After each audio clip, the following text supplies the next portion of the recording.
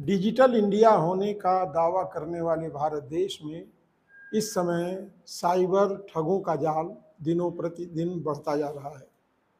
अब तक करोड़ों रुपए की ठगी कर चुके साइबर ठगों ने 24 घंटे में करीब करीब 1 करोड़ रुपए की ठगी की है, जिसका मामला प्रकाश में आया है। दिल्ली के एफसीआई में कार्यरत एक अधिकारी जो इस समय रिटायर्ड होकर के गाजियाबाद के वसुंधरा सेक्टर 1 में रहते हैं, जिनका नाम प्रीतम सिंह चौहान है, उनसे साइबर ठगों ने 66,88,000 रुपए की ठगी कर ली। 6 दिनों तक 10 अक्टूबर से लेकर 16 अक्टूबर तक लगातार व्हाट्सएप और वीडियो कॉल के जरिए बंधक बना करके साइबर ठगों ने उन्हें तरह तरह से डराया, धमकाया और अंततः उनसे 66,88,000 रुपए की वसूली कर ली। पीड़ित प्रीतम सिंह को जब आभास हुआ कि उनके साथ ठगी की गई है, साइबर ठगों ने उनसे 66,88,000 रुपए ठग लिए हैं, तब उन्होंने इसकी जानकारी स्थानीय पुलिस को दी। प्रीतम सिंह चौहान एफसीआई में अधिकारी थे और गाजियाबाद के वसुंधरा सेक्टर 1 में रहते थे।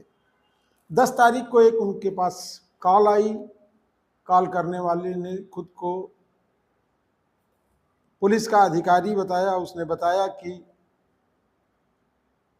आप एक मामले में आरोपी बना दिए गए हैं और आप इस मामले में आपके अकाउंट में जो बच्चों की ट्रैफिकिंग करने वाला गैंग है, उसके अकाउंट से आपके अकाउंट में 68 करोड़ रुपया उसको मिला था और उसका 68,000 रुपया आपके अकाउंट नंबर पे चला गया है, जो आपका व्यक्तिगत अकाउंट है।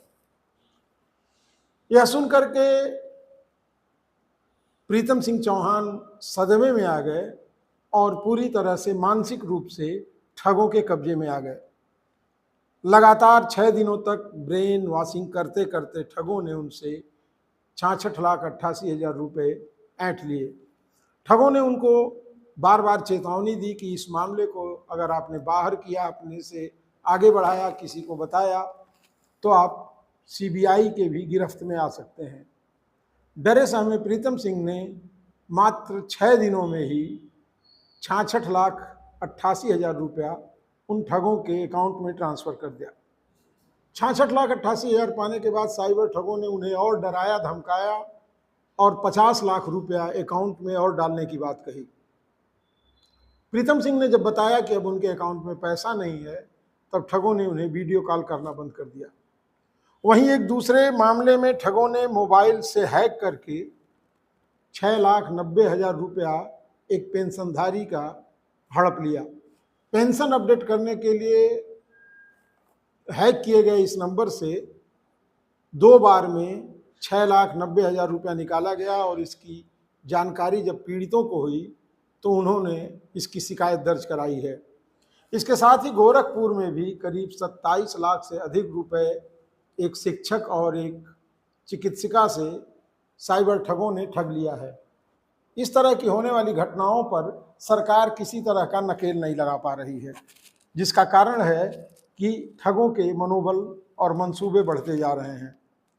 व्हाट्सएप कॉल के जरिए चूंकि नंबर ट्रेस करना और उन तक पहुंचना एक जटिल प्रक्रिया है और इसी का लाभ उठा करके साइबर ठग किसी न किसी को निशाना बना रहे हैं। इन घटनाओं से ऐसा लगता है कि साइबर ठग इनका एक बड़ा नेटवर्क है और इस नेटवर्क से जुड़े लोग इनको जानकारियां देते हैं। ठीक उसी तरह से जिस तरह से पहले बैंकों में काम करने वाले बहुत सारे छोटे कर्मचारियों से तमाम ग्रुपों में वहाँ के उपभोक्ताओं के नंबर पहुँच जाते थे और उन्हें इस तरह की बहुत सारी कॉलें आती थीं, जिसमें उनको बताया जाता था कि इन योजनाओं में निवेश करके आपको अच्छा प्रॉफिट मिल सकता है। इनका नेटवर्क कितना बड़ा है, ये जानने और समझने की बात है। नेटवर्क से जुड़े लोग ही इस तरह के लोगों की जानकारी देते हैं कि किनके पास पैसा है, कितना है और उनकी आमदनी के जरिए क्या क्या थे। क्योंकि अब तक इस तरह के गिने चुने मामले ही प्रकाश में आए हैं जिसमें साइबर ठगों ने ऐसे लोगों से ठगी की हो जिनके पास पैसा कम रहा हो। ये एक गंभीर मामला है और दिनों प्रतिदिन इसकी गंभीरता और बढ़ती जा रही है। लंबे समय से साइबर ठगों ने देश को और देश के प्रबुद्ध लोगों को ठगना शुरू किया, जो एक आश्चर्यजनक घटना सामने आ रही है।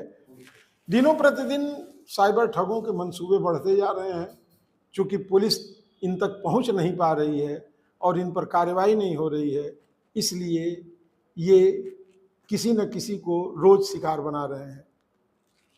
अरबों खरबों रुपए की ठगी कर चुके ये साइबर ठग, इन पर कैसे नकेल लगेगी, ये यक्ष प्रश्न है और इसे अगर सुलझाया नहीं जा सका तो बहुत सारे लोग अवसाद में आ जाएंगे। इस खबर में बस इतना ही। अगर आप हमारे इस खबर को YouTube पे देख रहे हैं तो हमारे चैनल को सब्सक्राइब करें, फेसबुक पे देख रहे हैं फॉलो करें, लाइक करें और कमेंट में ज़रूर बताएं कि इन साइबर ठगों से बचने का रास्ता क्या हो सकता है। बाकी अगली खबर में पुनः मुलाकात होगी, तब तक हमें अनुमति दें। नमस्कार।